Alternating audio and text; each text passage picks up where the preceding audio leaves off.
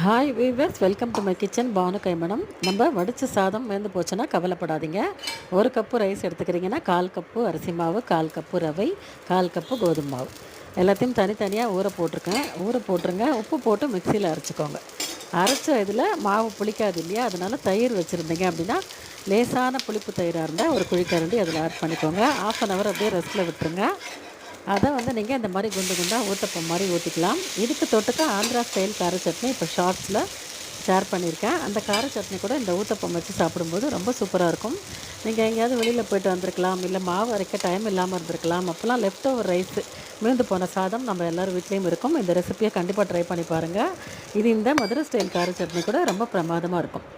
இப்போ தான் என்னோடய சேனலை ஃபஸ்ட் டைம் பார்க்குறீங்கன்னா பானு சேனலை லைக் பண்ணி ஷேர் பண்ணி மறக்காமல் சப்ஸ்கிரைப் பண்ணிக்கோங்க. கண்டிப்பாக ட்ரை பண்ணுங்கள், சூப்பராக இருக்கும். தேங்க்ஸ் ஃபார் வாட்சிங்.